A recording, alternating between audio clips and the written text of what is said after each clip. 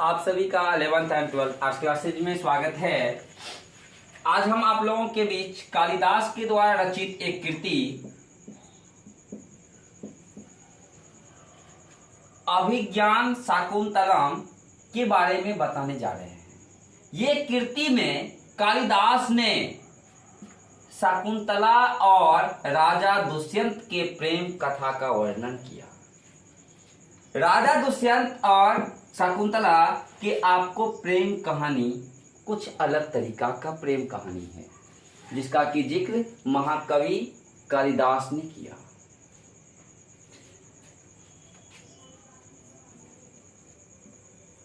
कहा जाता है कि ऋषि विश्वामित्र अपनी तपस्या में लीन थे।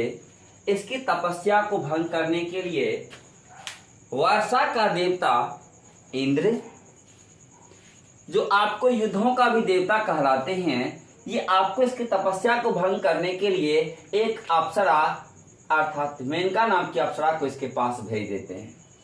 मेनका इतनी सुंदर होती है, इतनी सुंदर होती है, इतनी सुंदर होती है कि इसकी सुंदरता पर ऋषि विश्वामित्र क्या जो तपस्या ये जो कर रहे थे, ये तपस्या में लीन जो थे, ये अपनी तपस्या से आपको जाग उठते हैं, अर्थात इसकी तपस्या को ये भंग कर देती है, जिस वजह से इन दोनों के बीच एक सहवास की क्रिया होती है। सहवास की क्रिया होने की वजह से मेनका गर्भवती होती है और गर्भवती होने के बाद मेनका ने एक आपको पुत्री को जन्म देती है, जिस पुत्री का नाम रखा जाता है शकुंतला।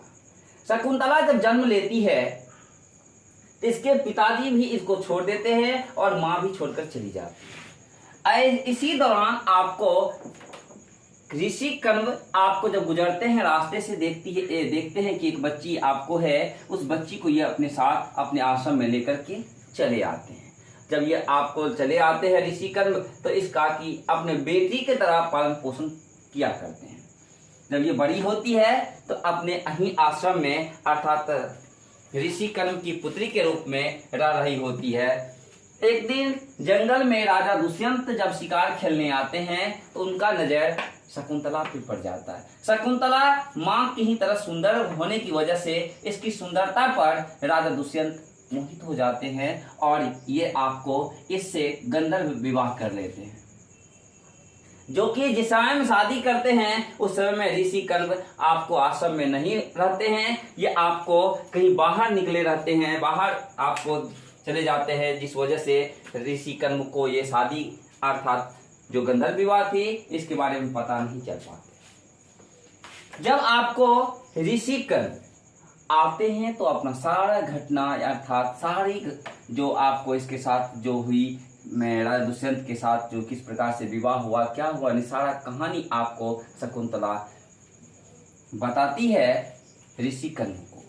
तो शादी के वक्त अर्थात दोनों के बीच जब शादी होता है तो शादी के बाद जब आपको राजा दुष्यंत अपने राजमहल की ओर चले जा रहे होते हैं तो शकुंतला को एक अंगूठी निशानी के तौर पर देकर चले जाते हैं कि हम जा रहे हैं राजमहल, हम वहां से भेजेंगे अर्थात रथ अर्थात वहां से आपको सेनापति को, तब तुम उसके साथ यहाँ चले आना।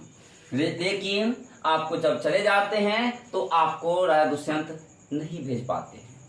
नहीं भेज पाने की वजह से शकुंतला आपको जब पता चलता शकुंतला को कि हमने शादी किया था और सहवास जो किया था, जिस वजह से मैं गर्भवती हो गई, तो अर्थात अपने पिता तुल्य ऋषि कण्व को ये जब ये बात बताती है, ये कहते हैं कि पुत्री शादी के बाद लड़की का जो घर होता है अर्थात औरत का जो घर होता है वो आपको मायके नहीं बल्कि आपको ससुराल होता है।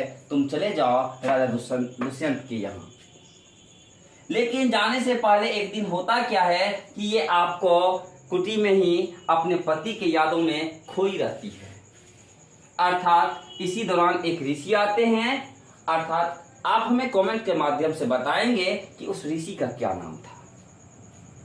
जब वो ऋषि आते हैं तो राजा दुष्यंत की यादों में खोई शकुंतला मग्न रहती है और ऋषि आवाज पर आवाज देते रहते हैं, लेकिन ये नहीं सुनने की वजह से ऋषि आवेश में आकर के इसको श्राप दे बैठते हैं कि तुम जिसकी यादों में खोई हो वो तुझे भूल जाएगा। अब देखिए कि ऋषि का श्राप कहाँ किस हद तक साबित होता है इसके जिंदगी में सही और गलत।